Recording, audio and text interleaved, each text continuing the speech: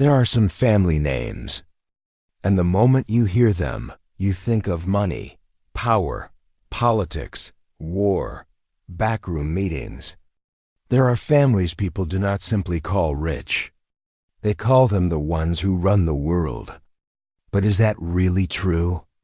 Has the fate of the world been shaped for centuries by just a few powerful families?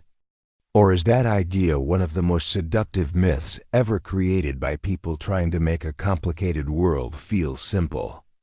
Because throughout history, people have always linked invisible power to someone. To kings, to dynasties, to bankers, to industrialists, to secret deals, and sometimes to families carrying the same last name. But here is the interesting part. This idea is not completely absurd, and it is not completely true either. The real story is more complicated than conspiracy theories suggest, and more disturbing. Because maybe the world is not ruled by one family. Maybe the real issue is a hidden web of families, corporations, states, media networks, financial circles, and influence groups, all tangled together. And from the outside, that web may look like one giant invisible hand. In this video, we are going to chase one question. Did powerful families really rule the world? Which families built extraordinary influence from history to the present? Why do people always search for the same surnames behind the curtain?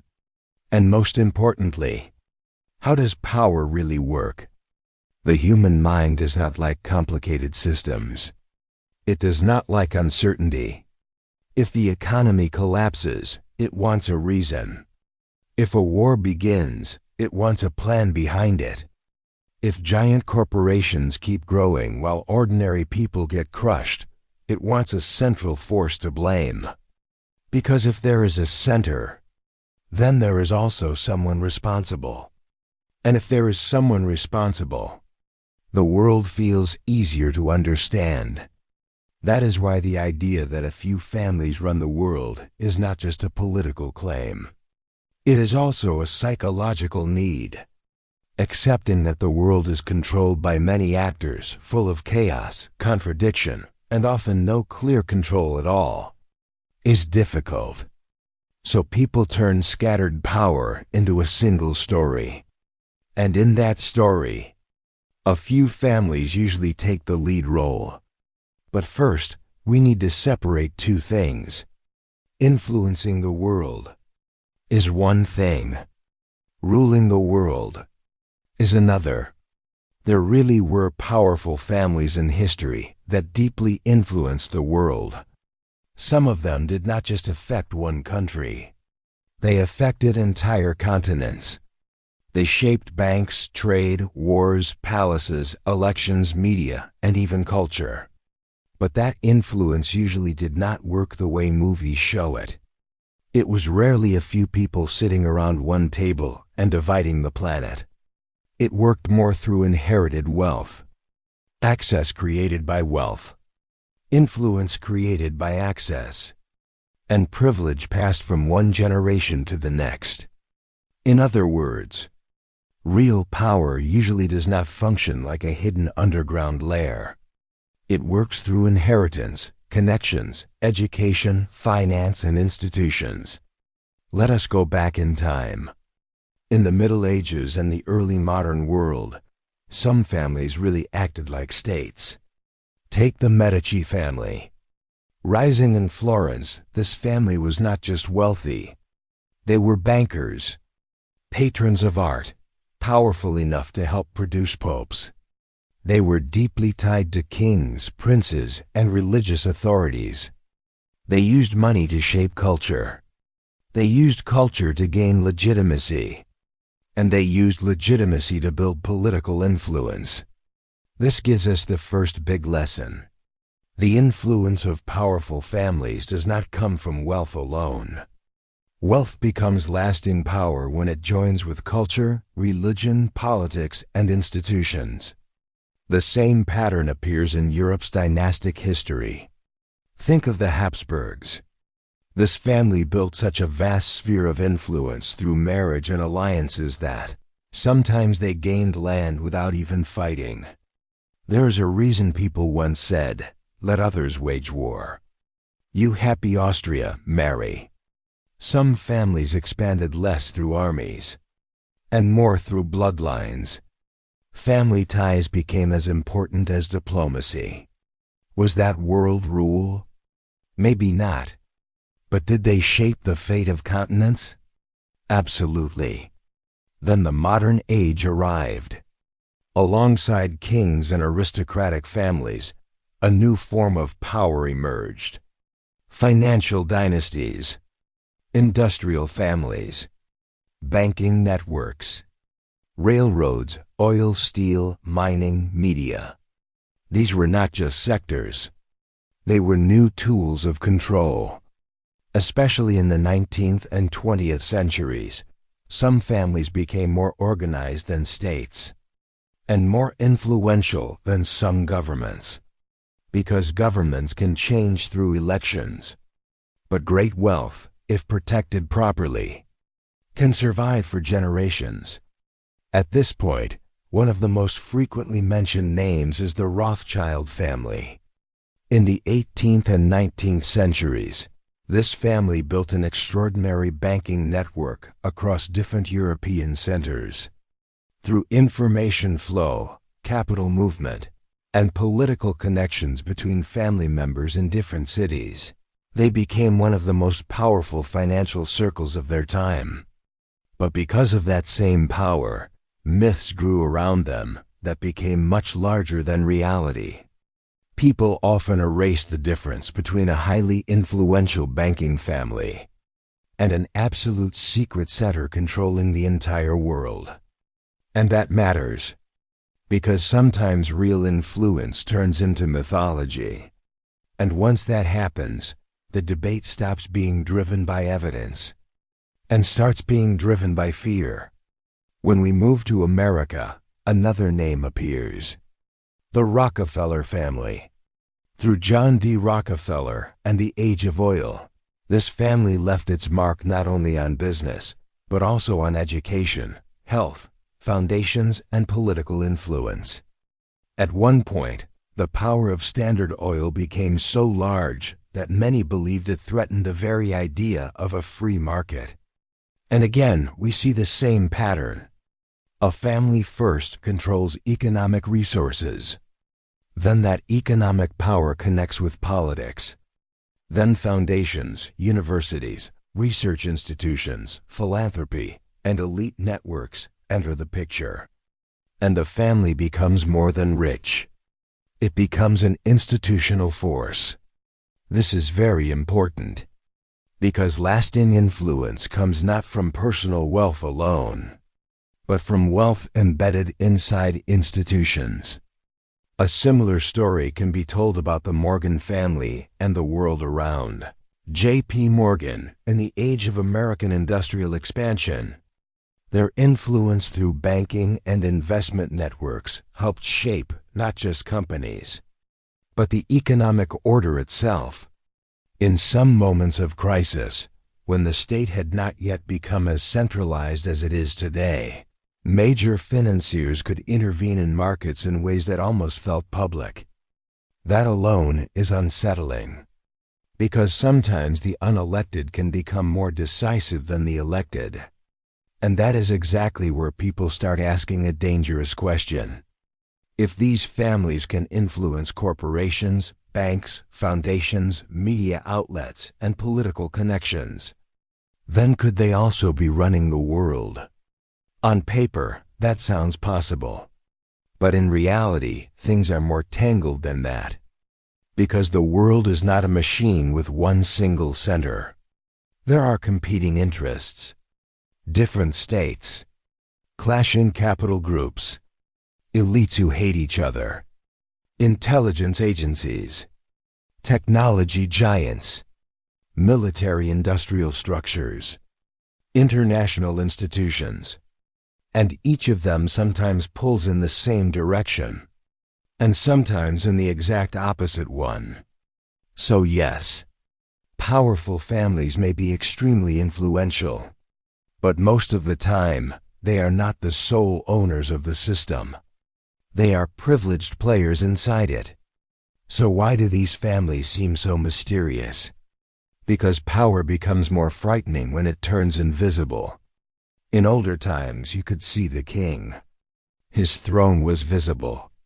His crown was visible. His palace was visible.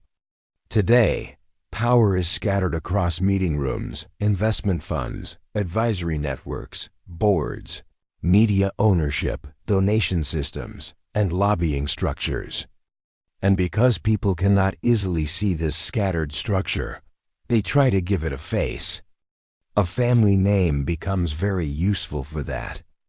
A surname turns into the symbol of an invisible system. Sometimes that symbol grows out of real events. Some families really do stay close to politics for generations. Their children attend the best schools. They grow up in the same elite circles. They enter government institutions, major corporate boards, think tanks, media organizations, and international networks much more easily. That is a real advantage. Denying it would not be realistic. Power is not just money. Being born close to power is an invisible head start. And in the modern world, that may be a new form of dynasty. Today, a dynasty does not always mean a family wearing crowns. Sometimes it means vast wealth passed down through inheritance. Sometimes it means political surnames. Sometimes it means media empires. Sometimes it means a family company that appears public, but is still controlled by the same inner core. The moment one child is born, that child does not begin the race from the same starting line as everyone else. Some are born with doors already open because of their surname. And that surname is more than money sitting in a bank. It is a phone book, a trust signal, an access badge, a key to closed doors. That is why when some people say powerful families run the world, they may not just be exaggerating. They may be trying to describe a form of structural inequality they can feel. Because for ordinary citizens, the line between big families and giant systems is already blurry. The same names appear in the news. The same circles appear at global summits. The same schools, clubs, donation networks, and shareholder structures show up again and again. And over time, one impression begins to form. The stage keeps changing, but the players never seem to change. Now let us be honest. That impression is not entirely baseless. In many parts of the world, economic and political power really can become concentrated in narrow circles. In some countries, family-based oligarchic structures are very visible. Major contracts, media ownership, energy, banking, real estate, and politics can all revolve around a handful of surnames. In other regions, full political families emerge. One family member holds a key office, then another follows, then another. Democracy may exist on paper, but access is not equal. And this reality becomes fuel for global conspiracy narratives. But we should not forget something important. Powerful families do not always move in perfect harmony. Belonging to the same class does not mean sharing the same goal. One family may want to dominate energy. Another may bet on technology. One may support conservative politics. Another may prefer liberal structures. One profits from globalization. Another benefits more from protectionism. So even what people call the elite is not a single unified mind. And that weakens the idea of one central family-based world government. So why do people still believe so easily that a few families control everything? Because the story is powerful. Because throughout human history, invisible power has almost always had a family behind it. A bloodline, a dynasty, a throne struggle, intrigue, poison, secret marriages, court conspiracies. These ancient stories are reborn in the modern world through bankers, billionaires, media moguls, and foundation leaders. In other words, modern conspiracy theories are often just old palace dramas wearing tailored suits. And do you know why some of these theories are dangerous? Because sometimes they reduce real power to a few demonized names, instead of helping us understand how the system itself works. The truth is, the world is not shaped only by one family's fortune. It is shaped by tax structures, legal systems, campaign finance, monopoly systems, media ownership, lobbying networks, international debt structures, patent systems, technology platforms, data flows. If you reduce all of that to one surname, you do not solve the system. You just tell a story. Think about it this way. A family may be extremely wealthy, but wealth alone does not equal world domination, because money needs tools if it wants to create lasting influence. It needs lawyers, advisors, media, state access, bureaucratic ties, academic legitimacy, international partners. Sometimes it even needs crisis. In other words, wealth is not a crown by itself. Wealth becomes power only when it joins with networks. And that is exactly why the real issue is not families alone, but networks. In fact, some researchers describe modern power through the idea of influence networks. In that view, the world is not controlled by one hidden center, but shaped by connected nodes, major investment funds, global banks, technology companies, defense industries, energy giants, international organizations, consolidated media systems, election donors, think tanks, prestigious universities, and families moving inside or around all of them. So even if a family is not an empire by itself, it may still be one powerful node in a much bigger network. One of the clearest examples of this is inheritance. Because inheritance does not just pass down money. It passes down habits, trust, club membership, human capital. It teaches which tables to sit at, how to speak in those rooms, which numbers to call, which causes to fund, which think tanks to support, which media executives to know. When ordinary people look at this from the outside, they naturally call it family power. Because what is happening inside really does look like invisible authority flowing from one generation to the next. And what role does the media play in all of this? A massive one. Because media does not only report the news, it also decides who matters. It decides who becomes visible and who remains invisible. If large media structures are closely tied to certain financial circles, then another question appears. Who gets to shape the agenda? And from that question comes another thought. If even the flow of information can be controlled, then maybe something far bigger is being controlled behind the curtain. Again, we have to be careful here. Media influence is real. But thinking of that influence as a flawless and total world control machine would be misleading. Because the media world is also fragmented, competitive, chaotic, and never fully controllable. Even so, one thing must be said. In the modern world, some families can gain extraordinary leverage at the point where media and politics intersect. If a family has access to finance, media, donation networks, and international relationships at the same time, it stops being an ordinary billionaire family. It becomes an influence machine. And that is exactly what people fear. The idea that tools which look legal one by one can, when combined, cast a shadow over democratic balance. There is also the philanthropy side. This is often misunderstood. Large family foundations really can build schools, fund medical research, contribute to culture, and provide help during disasters.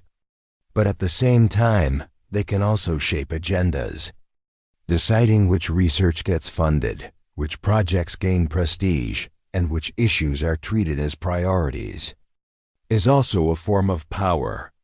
So philanthropy is not always just kindness. Sometimes it is soft power. Sometimes it is a tool for legitimacy.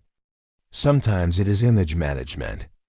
That is why people can feel both admiration and suspicion when they look at great foundations. And here comes the hardest question of all. Where exactly is the line between a family being highly influential and a family ruling the world? Maybe that line is never perfectly clear, because absolute rule is a dramatic phrase.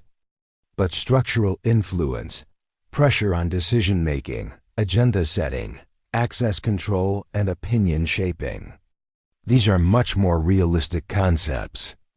Maybe the wrong question is not who rules the world, but who has far more influence over major decisions than ordinary people ever could. And the uncomfortable answer to that question may very well include certain powerful families. In the age of the internet, this subject became even bigger. In the past, people had access only to fragments of information. Now endless documents, photos, connections, meeting images, investment records, and archives circulate around famous surnames. People gather the pieces. The mind hates empty space, so it fills in the missing parts with its own story. And what comes out is a giant spider web. Sometimes that web goes far beyond reality. Coincidences begin to look like plans. Heavy interest networks start to look like total chains of command. The closed language of elite circles begins to sound like a dark secret. But the most unsettling possibility is this. There may not be a handful of perfect families controlling the world, but there may still be an upper layer of society that protects itself, passes its networks down to its children, avoids collapse even after failure, and bends rules more effectively than ordinary people ever can. And maybe that is even more disturbing than the idea of one single great conspiracy. Because in that case, there is no single tower to destroy, no single table to overturn. There's only a system of advantage spread everywhere. Think about it. An election happens in a country, but campaign financing comes from certain circles. Media shapes the narrative. Giant companies pressure the economy. Universities influence which experts rise to prominence. Law firms help write the language of regulations. Think tanks produce policy packages. Retired officials move into the private sector. Private sector figures become state advisors. And then the cycle repeats. If some families remain inside that cycle for generations, it should not surprise anyone that ordinary citizens begin to feel they are being ruled. Because even if the system looks like it changes, the core axis often does not. Another important issue is crisis. During times of crisis, powerful families and large capital structures often have the advantage. When small players collapse, the large ones buy. When markets shake, those with liquidity survive. Those drowning in debt sink. And as a result, each crisis can lead to further consolidation at the top. When people see this, they start asking a darker question. Are crises simply being used as opportunities? Or are some people waiting for opportunities created by crisis? This is exactly where conspiracy theories gain strength. Because crisis is the perfect environment for people to believe in hidden plans. But again, caution matters. The fact that powerful actors benefit from crises does not mean they caused every crisis. In history, many major events are far messier than they are planned. Wars expand through miscalculation. Markets crash through panic. Technological shifts create unintended consequences. Pandemics, natural disasters, and geopolitical conflicts are often too complex to fit inside a one-center explanation. Still, when the best prepared always seem to emerge stronger from chaos, the feeling of hidden design becomes stronger in the public imagination. Now let us come to a very important point. The sentence "powerful families run the world" is sometimes not an analysis. It is a feeling. A feeling of losing control. A feeling of not being represented. The feeling that even when you vote, your voice does not matter. The feeling of always seeing the same circles win. The names may change, but the class never does. That feeling can be real, but the story built out of that feeling may not always match reality exactly. People often describe the injustice they feel by turning it into a few visible faces. That is why this topic should not be approached from either extreme. On one side are the people who say all of this is nonsense and no influential families exist. That is not true. Of course, influential families exist. They existed in the past, and they still exist now. On the other side are the people who say the whole world is controlled like a chessboard by a few families. That is also too simplistic. The truth lies somewhere in between. Some families may be extraordinarily influential. They may have far greater power over certain decision processes than ordinary people. In some countries, they may almost become part of the structure itself. But the world does not function like a machine flawlessly ruled by one family council. And we should make one more distinction: influence and intention are not the same thing. A family may have great influence over outcomes, but that does not mean every outcome was planned in advance. Sometimes simply being close to the system is enough. Sometimes the rules already favor the powerful. Sometimes people are ahead not because they are evil, but because they were born privileged. And that is a serious problem too. Because sometimes the issue is not a hidden plot. Sometimes the issue is visible inequality hiding in plain sight. Also remember this: the influence of powerful families is not limited to money and politics. It can extend into culture as well. Which arts institutions receive support? Which narratives are treated as legitimate? Which ideas gain prestige? These areas can also be shaped by elite circles. And when that happens, people begin to feel that not only the economy, but even thought itself, is being directed. And that makes the idea of world rule even more believable. Because to many people, the ultimate power is not just the power to affect your wallet, but the power to shape your mind. Still, there is one reality that breaks the fantasy of total control. Elites make mistakes too. They divide. They compete. They miscalculate. They fight each other. If the world were truly ruled flawlessly by a few families, would the system constantly fall into chaos like this? Financial bubbles, war blunders, political surprises, technology revolutions, street movements, unexpected leaders, uncontrolled leaks of information. All of these show that power may be vast, but it is not absolute. Invisible influence may exist, but it is not unlimited, and it is not perfect. So maybe the real question is this: why do some families remain influential for so long? The answer is simple, but harsh. Because once a system gives major advantages to certain people, it tends to protect them. Tax structures, inheritance systems, institutional networks, political donation systems, education inequality, social circles. All of these help reproduce advantage again and again. So a family does not just stay rich, it stays influential. And that influence generates new opportunities. Those new opportunities harden power even more. And to the public, that cycle naturally begins to look like hidden rule. But if we truly want answers, then instead of turning this into a romantic conspiracy story, we need to examine power mechanisms one by one. Who owns the media? Who gives the biggest donations? Who influences regulations? Who funds think tanks? Who always comes out stronger after major crises? Who places their children inside the same networks? Which institutions are actually independent, and which only pretend to be?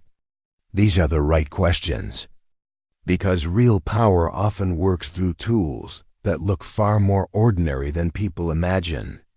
A phone call, a fundraising dinner, a foundation meeting, an advisory appointment, a media acquisition, a merger deal, a university board, an energy contract, a think tank report, a lobbying firm. Sometimes the world turns through things like these, not in dark castles, but inside processes that appear completely legal. Do you know why people are so drawn to stories about powerful families?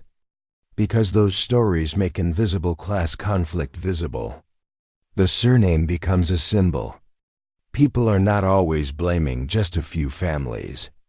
They are blaming inherited access.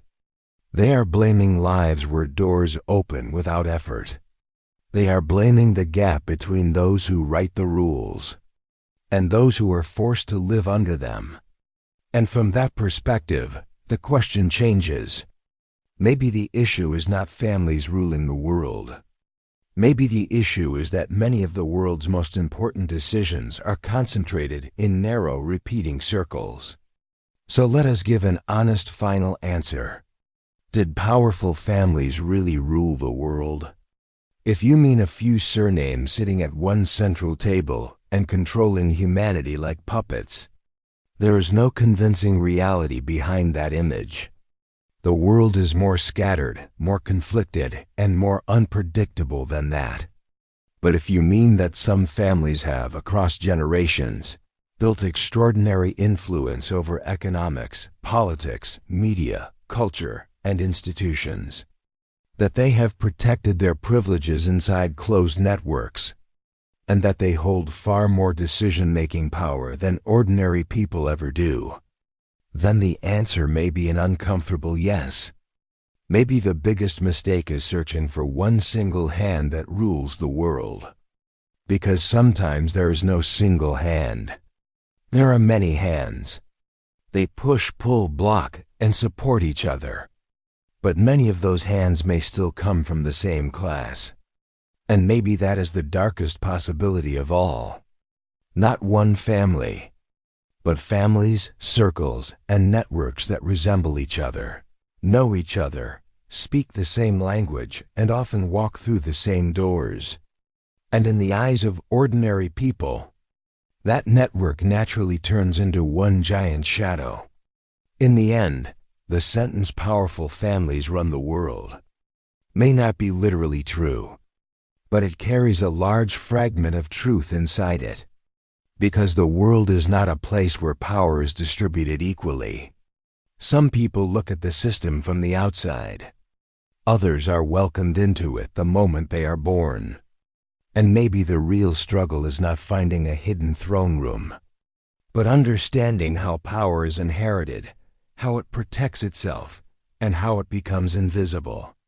So the next time you hear a famous surname, do not look only for a conspiracy.